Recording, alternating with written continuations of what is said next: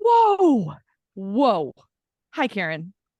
Katie, what even just happened? Oh my goodness. I know we do the intros in reverse. Sorry, listeners. We are reeling in the best possible way from the most amazing conversation with Dr. Tania Israel and the Great Ginger Buddha, all about Barbie. You do not want to miss this episode. You don't want to miss it, even though you're looking at the description right now. Like, are you bitches going to talk about anything else?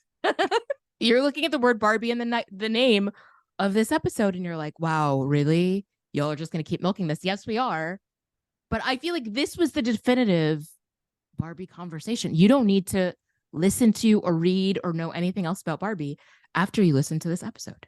I completely agree. And also, we do address this in the section or the segment with Ginger Buddha and Dr. Tanya Israel. But listeners, this is a full-on spoiler episode. So if you have not seen Barbie and you want to see Barbie before listening, great. I would stop it right now. But if you have seen Barbie, or if you don't want to see Barbie, or whatever it is, and you don't really care about spoilers, just keep listening because it's fucking fabulous. It really is.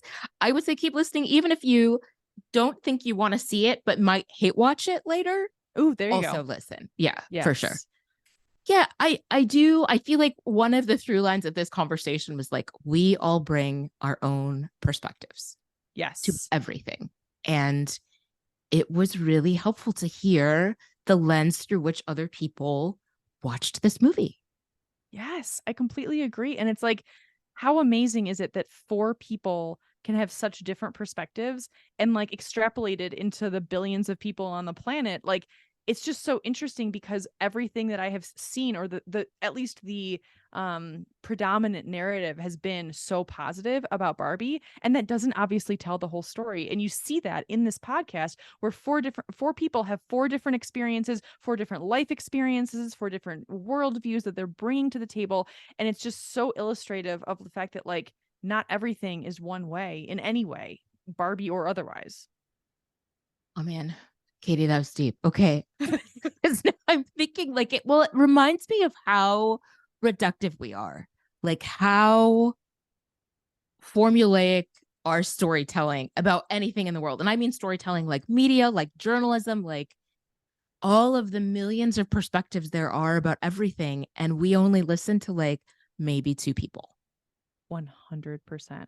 Seriously, that is deep, Karen, because you're right. You're so right. And we think, at least for me, like sometimes if I'm in my own head and I'm reading like New York Times online or whatever it is, and I'm thinking like, I don't agree with what the way this reporter went about this story, or the way this reporter is asking a question. And like, I'm not even saying the New York Times is the gold standard, because obviously it is not. And it's just the app I have on my phone. But like, there are so many situations where or every situation, I guess, every situation in the world is seen differently from a different point of view, period. Oh my gosh. And we don't take the time to listen. And it reminds me, I think it's top of mind for me because I recently had an experience of being in a space where the white people were pulled out and the people of color were left in the room. This was for a training, and I'm trying to be vague, and just, people of color is this blanket term for so many different identities and experiences and cultures and ethnicities and all of these things. And I'm sure even the white people had a huge diversity of opinions and perspectives and all of these things. And it reminded me that like, it's really easy to get stuck in your own experience. And I feel like that was one of my criticisms of Barbie, actually, was just like, it is stuck in a very particular experience, but we all do it. We all do it. And I wonder how we cannot do it. It's like, it's talking to different people, but it's also talking to people even in your own social circle and acknowledging that they might have different opinions about things or different feelings about things. I often will go and talk to even my family members and just assume that they're going to, of course, agree with me on whatever I'm talking about. And I do think that I think we would be a little bit more, we would benefit from not agreeing with each other, frankly. And I've been trying that. Like every once in a while, a family member or a close friend will say something and I will respectfully be like, well, I actually don't really think that way. And it's like, what? And it's just like, the other person doesn't necessarily have a super negative perspective, but it's like, wait, I wasn't expecting you to say that. And I think that's like somehow normalizing different perspectives, or like creating Mhm. space around that. Like there's got to be something to that, because this is not only talking to people who are like, quote, across the aisle. This is talking to people in your house, like in your workplace, in the text chains that you use all the time. At least for me, I can only use the word me, not you, but like it's just like I assume that the people that I am talking to most of the time share a worldview or a similar experience or opinion, and that's not the Mm. truth. Yes. And we're so polite. Yeah. We're And so polite, we don't want to disagree. what is that? I don't know. It's really like, as you'll see in this episode, listeners, like there is a moment at which one person makes a point and somebody else says, I respectfully disagree. And they go on to express their opinion. And it's this beautiful moment. And yeah, it just also, this conversation also made me realize and like what you're saying right now makes me realize that like we are so uncomfortable with any kind of disagreement. We're so uncomfortable with any even slight blip of discord. Yeah. That was my favorite moment of this entire podcast, was when that happened. And I mean, I trust everyone in this Zoom room to be respectful, so it was like not like a oh my god, but it was like, oh, this is interesting. Completely. It was like, oh wow. Yeah, Hmm. this is an educational podcast, in my opinion. These are all teachable moments, Karen, for myself. I mean, if you are a mental health professional looking for your continuing education hours, I'm pretty sure this podcast qualifies. You. Yes, Totally. Yeah. completely. Yeah. Wow. I mean, what a show. Also, how are you otherwise? Like, I'm good. I'm good. I had a great weekend. I had two friends from Chicago come in with their oh, that's daughter, so and fun. I know it's fun to show off indie. And um again, Chicagoans come in with real low expectations. So I feel like everything seems amazing because yeah, It sounds like a positive, it's great. right? I mean, Yeah, oh that's yeah, so no. great. Think indie sucks. Come on in. Yeah. Coming to a bumper sticker near you. Like that is amazing. I'm so glad you had a great weekend. That's so wonderful Yes. to see a familiar face, like familiar faces too. 1,000%. Yeah, because I haven't been back to Chicago. In my mind, I was going to go back like once a month, and that 3.5 hour drive feels like about a day and a half right now. So I'm I haven't done sure, it. Yeah. right? I mean, life gets in the way, or like stuff happen, like all of it. Wow. How long has it been since you've gone back? Has it been a It's few almost months three. now? By the time this comes out, oh, yeah, I'll have lived here for 3 full months by the time this episode airs. Wow. Wow. Time flies. What is time? What Seriously. is time? What is time? I had a great weekend too, Karen. I ended up going Oh, to a community theater production of Rent, and it was in this park in Bend, which it was honestly, it was so incredible. Have you ever seen Rent? oh yeah. Oh, okay. I had never seen it. I saw the Andrew Garfield movie Tick Tick Boom, which is about Jonathan the guy. Have you seen that? Oh my gosh. I Okay. haven't seen that. You haven't seen it? Oh my gosh, it's so good. It's all about like the creation of Rent and like his life, and Oh, like how he like went through previews and all these different things that almost didn't make it, and then like his life during the AIDS crisis and all of this stuff. It's so fascinating. And that was the only thing I really knew about Rent. And then I went to the play, and the actors were so spectacular that like I didn't know what was going to happen, which I love that, because I didn't really have expectations like your friends from Chicago going to Indianapolis. And like I first act, I was like, oh my gosh, I'm so in love with all these characters. This is so wonderful. And then the second act, which no spoilers, anyone, for those of you who, are going to watch this, which I strongly recommend, Karen, I was like bawling. I oh was, yeah.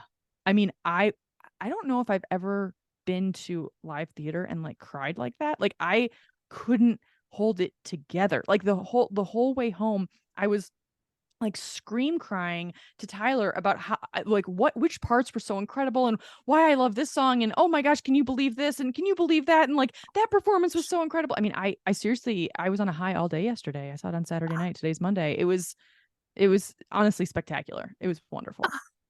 Oh my gosh. I love it. I love it. I love it.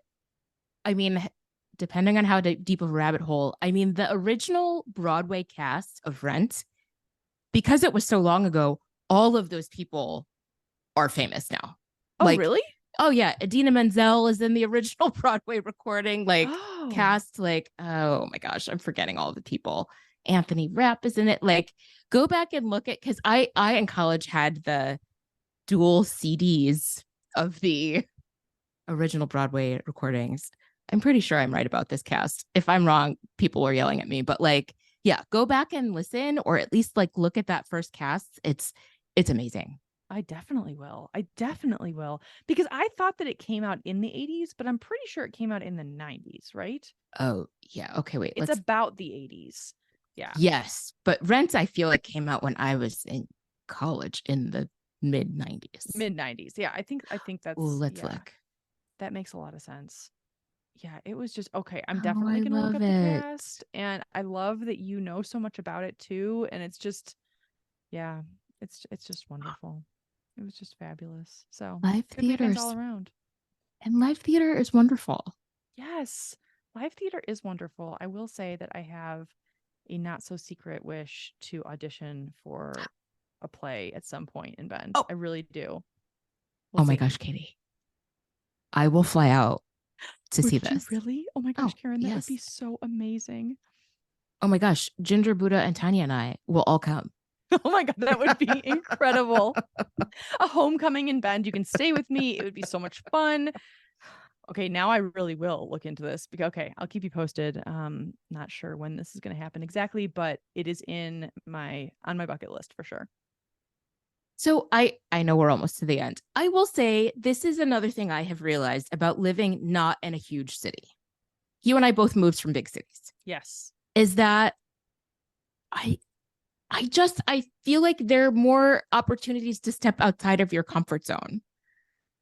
I don't know. I feel like if you when you are in the show in Bend, it's not going to be some like weird French thing. Like everybody's going to go to it, Yeah, like the right? whole Like town. Like yes, it's the thing to do. exactly. Mhm. Yeah, like yes, you could have done theater in San Francisco. Yes, I could have done community theater in Chicago, but like my five family members would go, right? But like this is going to be like a bigger deal.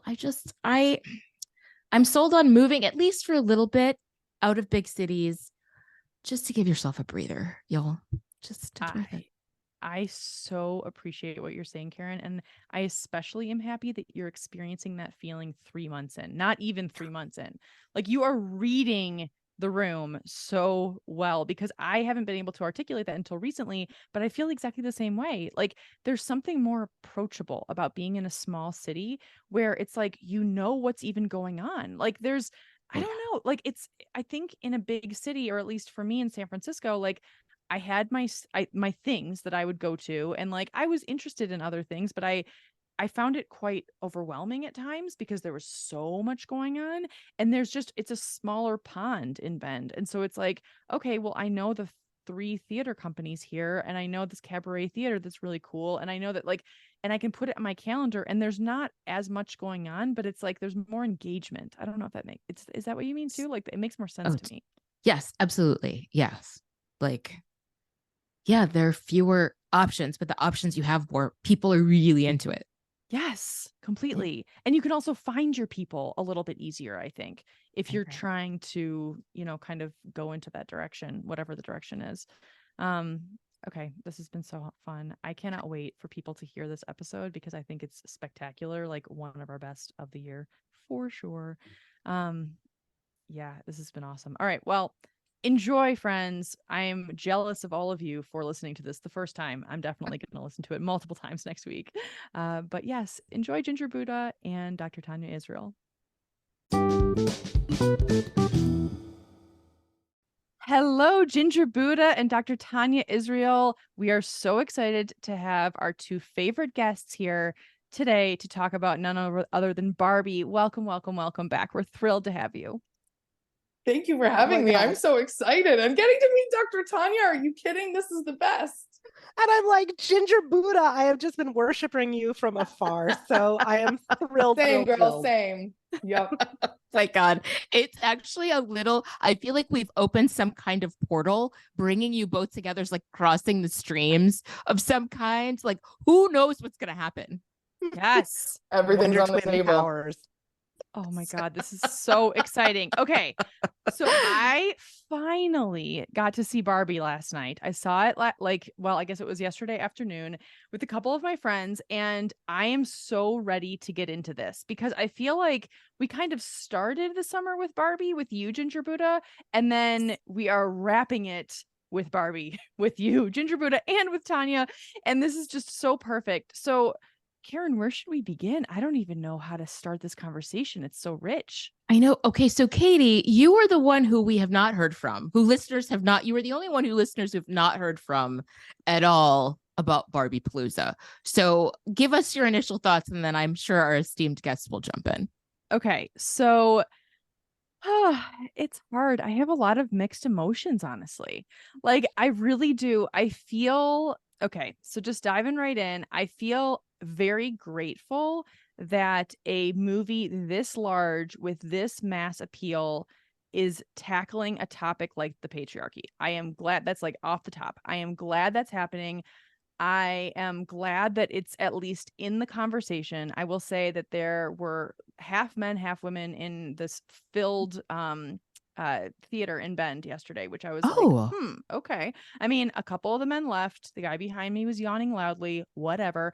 Tomato, tomato, but still he stayed. And so like the guy behind me did. But I think the thing is that yeah, I think that there's a lot that I love about the movie, and then there's a lot that I found somewhat problematic. Like, I didn't love the fact that, like, in order to get this in front of, and I just might be like a curmudgeon about this, but like, in order to get this in front of mass audiences, we needed Margot Robbie and, you know, Ryan Gosling. Like, I was like a little like, couldn't we have had maybe someone who didn't have like that wasn't stereotypical Barbie, but at the same time, like, I appreciate what they're trying to do. I do think that it's really worthy of chatting about, and I guess that was my off the top thought. So anyone popcorn style, just jump right in. Like, did any of you resonate with that, or were you like, no, this is the best thing ever? I'll jump in. I think since I saw it so early, I saw it the night before it actually was supposed to come out. I saw it the Thursday night before the big premiere on Friday. I talked to you guys on Friday. I was still all in a tizzy about it. I was so excited. And I think one of the things I've observed is feelings about it depending on when you saw it. I think if I were to see it again now, I would feel differently about it because, excuse me, I've thought a lot about this conversation, knowing, Care, how you feel, knowing how there's like so many things that have come up afterward. And I will say my anxiety brain has said the line over and over in my head that I said to you guys on the first pod, which was 10 out of 10, no notes. And I believe in that moment, I didn't have any notes. I think I was so excited about just a movie where women weren't secondary, or like just to see buzz around something like this, and to see, I thought that the movie did a good job of sort of making fun of the Margot Robbie part of it, which other people have really, really taken a big issue with that line in the movie. Other people have taken big issue with America Ferrera's line. I think, in my opinion, because this is the first movie where we really talk about and make fun of the patriarchy like this movie was the vehicle for like every single woman and person to be like, this movie has to say it all. This movie has to do it all. Totally. Greta Gerwig has to do it all. Margot Robbie has to do it all. Like there was no way everyone was going to love it. I definitely was watching it as an early 40s white girl. I know I definitely had that perspective. And Care, when I heard you say both to us and on the pod that it just wasn't a movie for you, or just wasn't made for you, I definitely looked at it through a different lens. But I will definitely admit at the time that I think I was just, it was so fun to get dressed up, and it was so silly. And like Michael Cena, Sarah, who has Yes. not gotten nearly enough, I don't think, enough kudos for his role As Alan. as Alan. I just thought it was a fun movie, and I think it's been tasked with carrying a lot for a lot of people, and I think that that sort of speaks to how much we love it or don't. And again, I admit, I saw it the first night, I was eaten up by the hype. I saw it through my own lens, and now I think seeing it through other people's lenses and the way that motherhood monologue really is resonating with people, and some people are pissed about that I stand back and let my kids walk ahead. People are really upset about it. So I think we're all looking at it through our own lenses. I'm very excited about this conversation. But I think that's my initial takeaway just from your initial intro right there. Awesome. Tanya, please. That's so helpful, Ginger Buddha. I also sometimes I'm like, when I look at you, I'm like, I want to say Tori, but I need to say Ginger Buddha for the pod. Yes. It's like my brother calls me Red, and nobody in my brother's life like feels comfortable calling me Tori, but Red feels like a nickname. Even our therapist is like, I'm not really sure how to address you here. So any and all names, I'm fine with it. Totally. I love it. Okay, Tanya, what are your thoughts now that it's been a little bit since wait, you saw it again last night, you said? Yes. Oh. So I saw it the first weekend it came out, and I saw it yesterday. So because I wanted to be super prepared, although I've read almost no commentary on it. Ooh, And I think perfect. everybody else has read all the commentary. So I'm like, great, you all bring the commentary. So when I saw it again, I loved it again. I have to say, I really, really enjoyed it all over again. And I also do have an awareness that it doesn't work for everyone, and it's not going to. Like, there's no approach to dealing with patriarchy that everybody's going to be on board with. And so I get that. I do see, they did have some representation in terms of diversity, but they did not necessarily deal with intersectionality, so I do think that that's something that would have been helpful to have more of. And then anyway, so that's just a little bit of it. I loved it again. And I was so excited to see how many people were in the theater still at this point going to see it, when we were having supposedly a hurricane, but really it was light rain. But then there was an earthquake in the middle of the movie. But I didn't feel it. No, we're all fine here in Santa Barbara. Nobody here felt it. But in the theater, like, everybody's phones went off. Their emergency thing went off. And I just kept like watching the movie and eating my popcorn. But it turns out it was all fine. So I don't know what that has to do with the movie. But anyway, it held your attention through an earthquake. I think that's important. It held my attention through an earthquake. Exactly. I want to hear more, Karen. I feel like we haven't gotten to hear enough detail from you about your reactions. So I'd love to hear more of that. Well, thank you. And I'm so glad you're okay and that you have not been swept away. The earthquake didn't shake you off into the ocean. I mean, I don't know what's going on in California. I mean, but climate change isn't real, you guys. So thank God. Obviously I've been thinking about it a lot, and I'm trying to remember who I had a conversation with this weekend.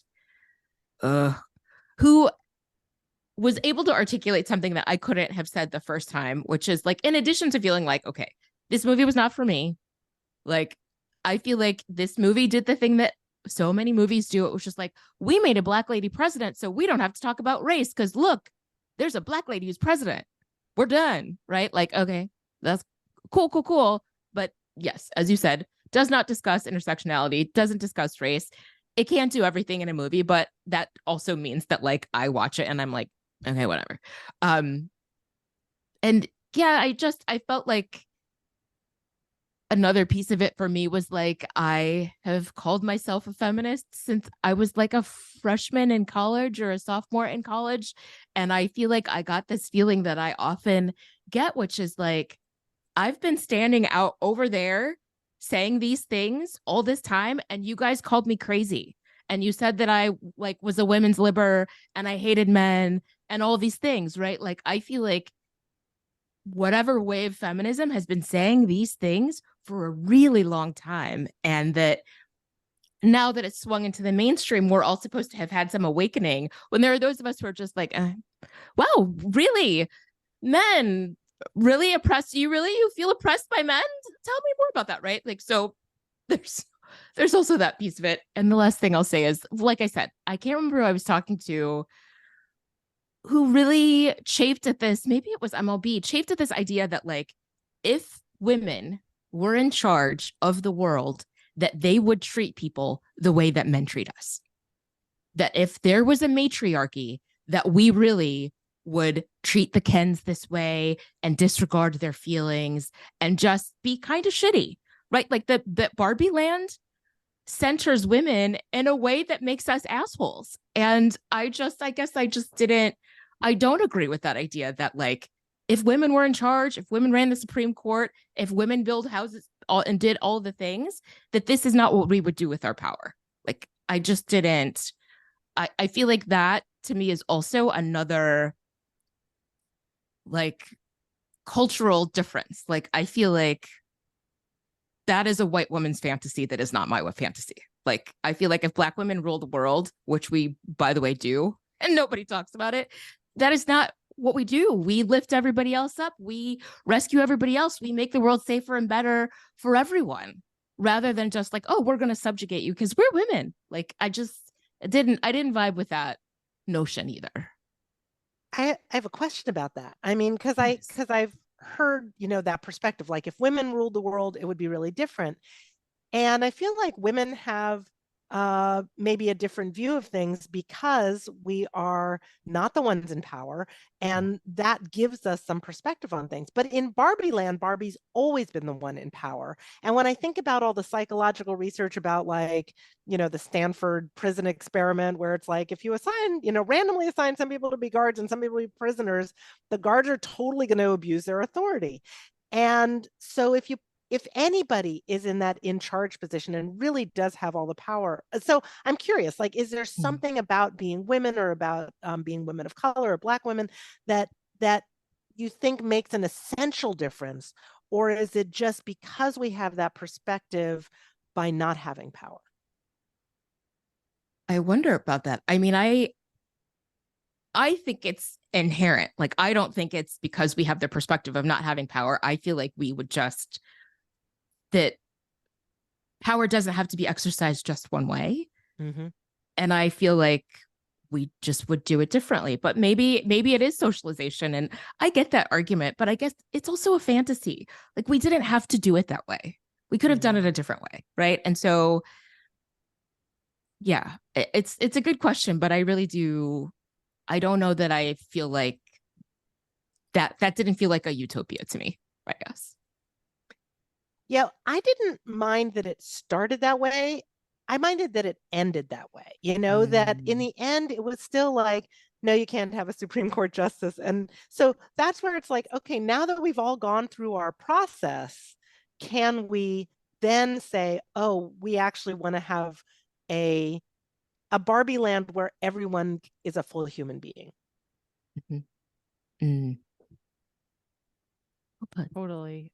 I mean, this is such a good conversation, and I really appreciate you all bringing these points. I think, I think this idea of a utopia, like, what does that look like? Like, I think that was something that was, and in the juxtaposition of when Ken took over, and it was just a hellscape. Like, it was just, and then it was like, well, like, I can see aspects of that in reality, obviously, like that's why they made it that way. And then it's like, but then the Barbie land didn't, I agree with that it didn't seem like a utopia entirely. I don't know. And then the last part where Barbie and Ken were talking and he was crying, and then she was like, you're someone different than being just my partner. I don't know. It was very, like, confused. I feel like they were, like, trying to jam a lot into that. And I feel like I'm just really critical right now, which is not super helpful, because I do think that there's a lot of redeeming qualities of this movie. But, like, I think in terms of gender dynamics, I thought it was somewhat interesting.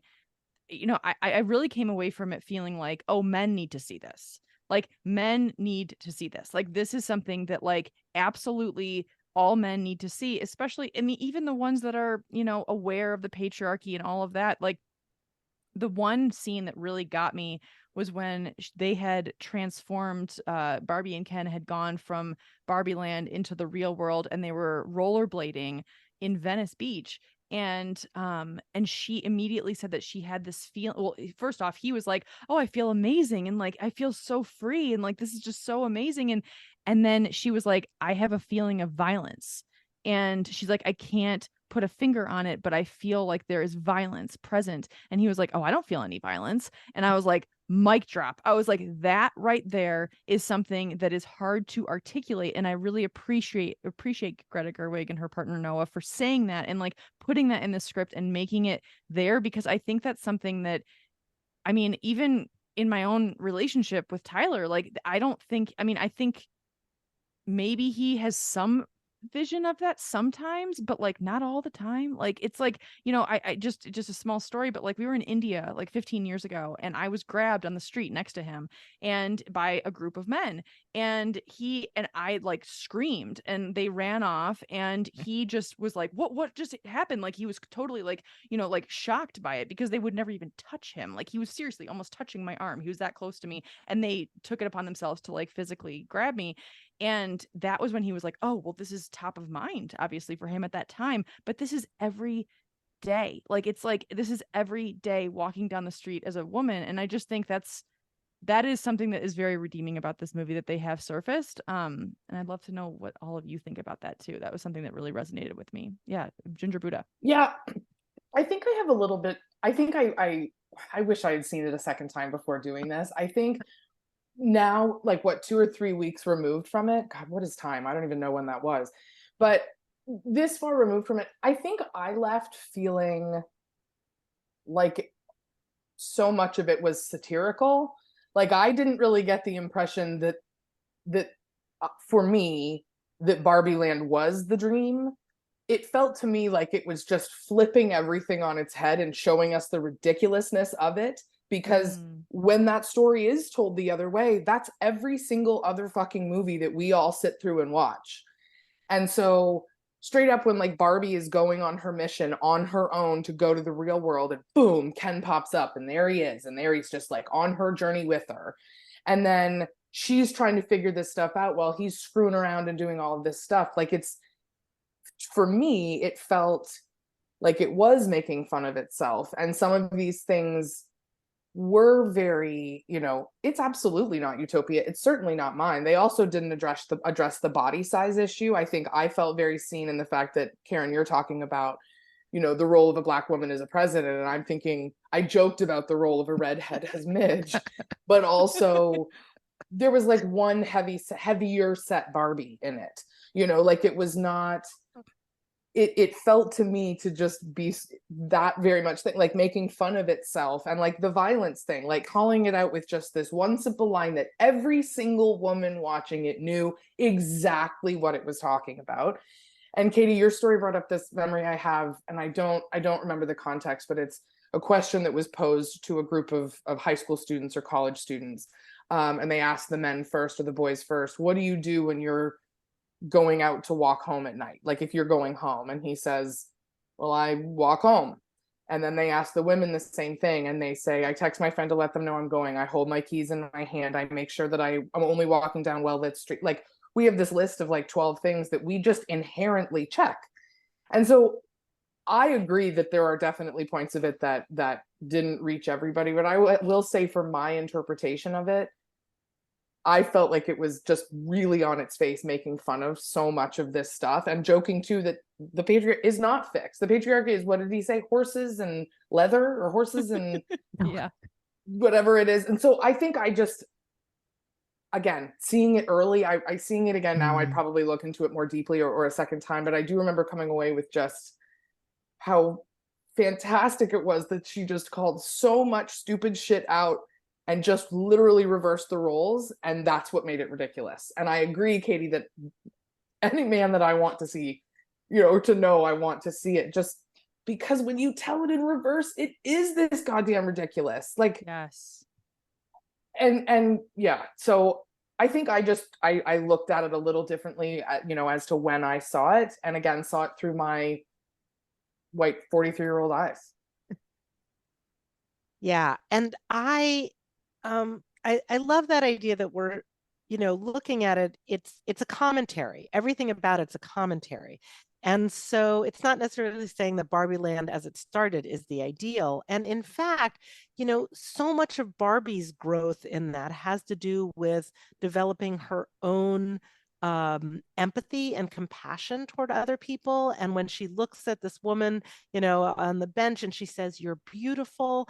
And it's just, and she had been so afraid of cellulite. And, then she's like, then she's seeing beauty in ways that she hadn't. And, and at the end where it's just like, feel, and she's just feeling like all the feelings and all the range of what girls experience, and so I do think that there's something about that beginning part, which is very plastic, as it were, and that it becomes much fuller and all of that. I do want to talk about like Ken's awakening, though, and not the stereotypical Ken specifically, but when they went through this whole consciousness raising thing where they're like, okay, we're going to give voice to the cognitive dissonance and that's what's going to wake up all the Barbies. And it did. But then when they were like, okay, how do we wake up the Kens? Then they're like, oh, we're going to make them jealous of each other and it's going to be petty, all this stuff. And I'm like, why don't we show men the cognitive dissonance of patriarchy and how patriarchy also hurts men? And like, I feel like we could give men a little bit more credit and maybe show some ways that that men can want to be on board with also dismantling patriarchy. I mean, I go ahead, please. I respectfully disagree with that. Only because of my earlier point of just the fact that it's satirical, because that's what they do to us. They make us all jealous of each other. They make us turn on each other. And for me, I felt like it was it's gross, it's disgusting. And I do think, again, a missed opportunity for men to learn something, but maybe this just wasn't the vehicle about the patriarchy to do it because it was trying to carry so much. And for men to see the ridiculousness of the way we all turn against each other. Like they see us do it and they call us crazy and they tell us, women are petty and, why do you argue with your girlfriends like this? Or why do you, whatever. And so I thought that to me, I think I'm realizing I took some like sick satisfaction by watching these men squirm in this movie. And I'm not sure I'm comfortable with this, but I did. Here I am being honest. I liked watching them look stupid, doing what dudes do and looking stupid doing it instead of looking heroic for doing it. I think I got a bit of a satisfaction from that, while also agreeing with you that we need to take every opportunity we have to teach men to do this, because, and this borders into my whole childcare platform that I will not bore you all with today during our Barbie chat, but I think I took a sweet satisfaction of watching them look a little bit stupid. Yeah, thanks for sharing that. I love disagreement. That's great. I mean, I do too, but I feel like I'm looking at the woman or the person who helped me learn to like meet the people who I disagree with in the middle. And I like looking at you to say I disagree. Well, you're the person that flashes in my head every time I want to tell someone to like go fuck themselves. I need to be like, no, I need to channel Dr. Israel. I need to like work this out and see their perspective.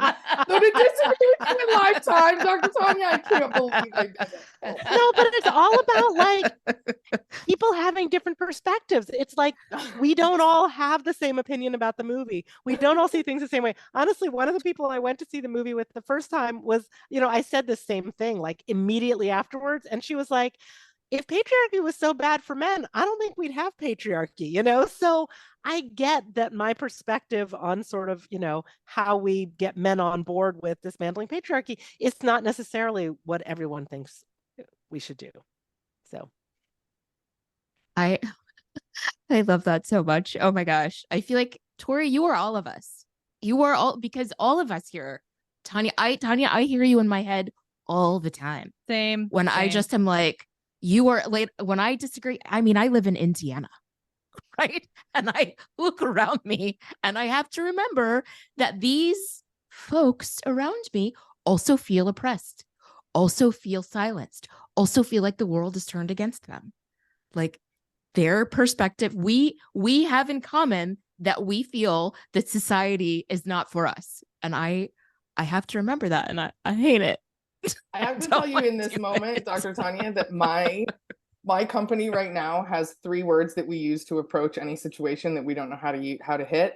And it's kindness, curiosity, and creativity. And I will tell you that I was listening to the episode that you guys did about meeting people in the middle, trying to, and I was driving on my way home from Poughkeepsie. I was driving through the mountains in Pennsylvania, and I think of that episode all the time. But that idea of at my company came out of that conversation. So I will tell you that I feel it. Yeah. Oh. And we do it. So if someone emails us with some shenanigans, we will first, be curious as to what happened, try and collect more information, be kind in our response, and be creative with our solution, because we don't necessarily know what everybody's going through. So I love that. That's beautiful. Thank you. Well, it came from you. So thank you.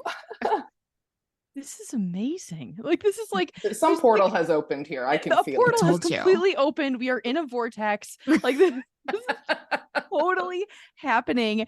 I mean, to go back to your comment, Tania, about men and how the patriarchy hurts them and that kind of thing, I did find myself feeling a little bit of what your question touched on, because I did feel like, the moment in the movie where, and I'd love to know what you all think about this, but like the moment in the movie where the guys didn't know what to do when they, when they were getting taken over back, Barbie was going to take back Barbie Land. And then they were like, oh, well, we should fight. And then they're like, well, how, but all our names are Ken. How will we know which Ken is on which side? And it was like, oh my gosh. I mean, this is so deep and so real. And then they started fighting, and then they were actually just hugging, but then they were like, they didn't know really how to fight. And then it was so real to me. It like made me feel like I was watching the impetus, or like the wheels turning in every man who's ever been at war, or something to that effect. Like I was just like, oh, like it was just like, why do men fight? Why do wars happen? It was like it just like really it got me. We're all nodding. We're all looking at each other, right? nodding. Like, I know. There isn't a question I there. always forget that you can't hear that we're nodding when you're listening to the podcast. Right? Something I want to address that, Katie. Unfortunately, there's something popped into my head. So, Please. All right, put a pin in that, y'all.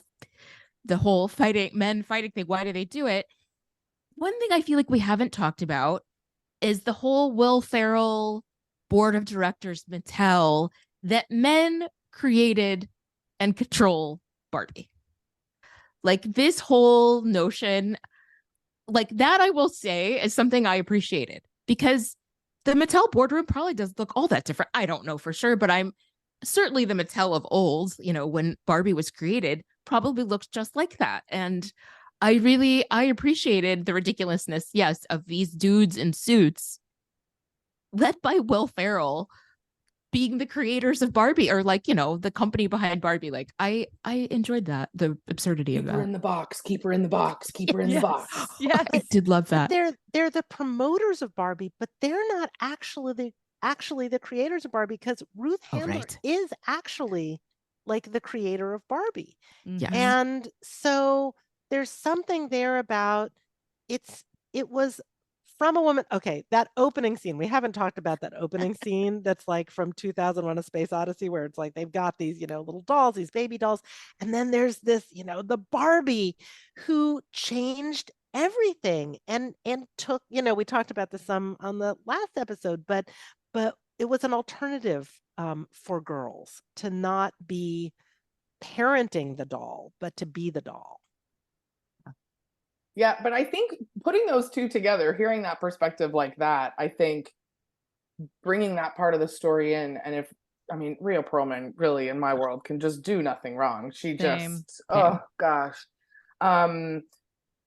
Bringing it back to that moment and reminding us because Americano Angel had sent Karen and I, we talked about this earlier, sent us an article earlier that day about that. I had no idea about that other story. So I will say, knowing that going in, the context was incredibly helpful. But to know that that's where it started and that's why it started, and to know that after this whole boardroom, all these, you know, boardroom shenanigans, I think proves both of those points. Like, they're controlling her, they're trying to put her back in the box, and they're the ones trying to manipulate this and make it happen and know she can't be free. And then this woman comes up afterwards to say, but this is where she started, and this is the deal. And so I will say, if I hadn't read that article, I'm not sure I would have known what the hell was going on. I certainly would have I was able to catch the details when she was explaining it, but otherwise I think I'd have been like, what are they tripping? What's happening in this weird vortex? Yeah, but I think that's cool. I hadn't really thought of that perspective like that, but hearing you both describe it like that was cool. Maybe there's something also about it where even if women create something, then men try to control it. Yeah. Yep. Yeah. Well, and that I got Matrix vibes from the whole way that she discovered her in the Mattel building. Yes. Like, you know, when through the door, the Matrix. like yes, exactly. Yeah, yes. Like, it's and just she's a in, regular this door. lovely grandmother home with some tea. What? Like, yes, exactly. Like, just exactly in the Matrix. Like, the Oracle lives in this like very homey apartment. Like, yeah, it definitely gave me some Matrix vibes. Yep. I also, yeah, please, Tori, please. Or no, go ahead, please. Well, I'll do something different after you. So go ahead. No, I think it might have flown out of my head actually. Yep, it did. Oh, sorry. I was just gonna That's say okay. It'll come back from keep going. The one thing that was so funny in the very beginning, after the like Barbie intro, was how they were talking about beaching it, beach it, and but it sounded, of course, like, you know, like, or was it beach it? Or I don't know if that was beach We're off. gonna do a beach off. I'm gonna do a beach off. I'm gonna beat you off. I'm gonna beat you off. Like, that's exactly what I think. Oh my God. Oh wow. I laughed really hard at that one. Yeah. So I remembered what I was going to say. There's a meme or a quote or something going around. I think it was an article that's sort of flying around the internet right now that's talking about the success of Barbie proves that we should make more money or make more movies about toys. And then it was corrected as saying, no, all of your heads just went like that. The same direction at the same time. No, this means we need to be making more movies by women or about women or for women. I mean, I just like the fact that she's the first woman to reach $1 billion, and we're not talking about the magic of the fact that any movie did that, but simply that it's just a woman that did it. And I don't know, maybe that's a separate soapbox, but I think that it didn't get it all right. It certainly did not hit all the marks. There are things that have been brought to my attention since I've seen it that I think I will watch for very differently, especially after these really great conversations. But I do think it was the first time I watched a movie and didn't feel it was like girl power coming from a place of like, well, she was a homeless orphan and she rose to be a CEO. I'm not looking for those stories. I'm looking for just people who learn things and try to do better. And I don't know, it hit the mark for me. As of right now, maybe since this is now a Barbie podcast officially, I'll see it again and come back and we can do it again. But yeah, no, I love listening to all these perspectives, and I think it's really cool you guys are doing this. We are now, of course, Barbie's Not Okay, the podcast. Yes. Barbie's not okay. Of course, Barbie's not okay. So real. But to your point, Andrew Buddha, like, I do hope that this movie paves the way for more movies about topics that are related, and like the more nuanced topics that are related. Like, maybe because of Barbie, there will be some Academy Award winning movie that will blow the top off of so many, you know, topics to kind of like shine a light on things that are even more nuanced. And each time we do it, getting better at it, making the intersectionality more relevant, making these things and like being more deliberate about it, because that is legitimate feedback. It's a legitimate part of what was missing here. And I would like to think that, as we try to do with so many other things, that this will continue to get better. We're good on action movies. We're good on Marvel. We're good on some of this other stuff. Let's throw some energy over here. Let's just make this happen for a little bit. Well, yes. And please don't come for me if you're a Marvel person. Like, I used it as an example.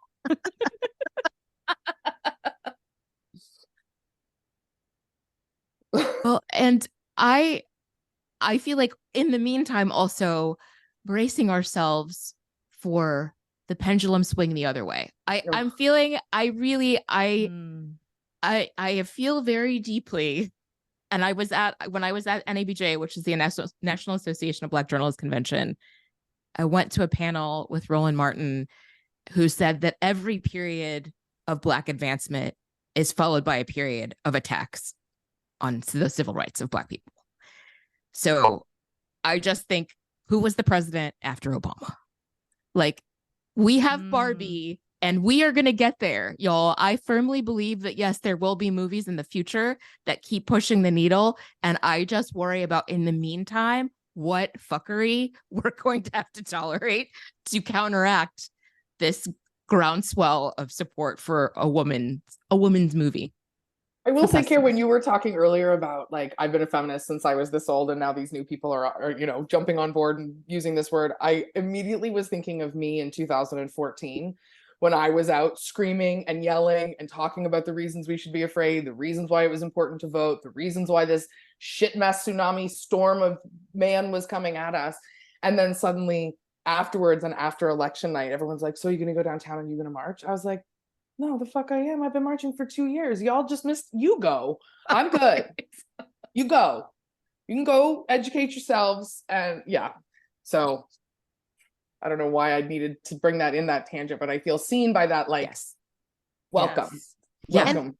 And that's, I think you're absolutely right, Ginger. Like, it can be so frustrating to, like, I was a women's studies major, you know, 35 years ago or whatever, been trying to dismantle patriarchy a really long time. Did not think about making a Barbie movie to do that, but love that seems to be helping.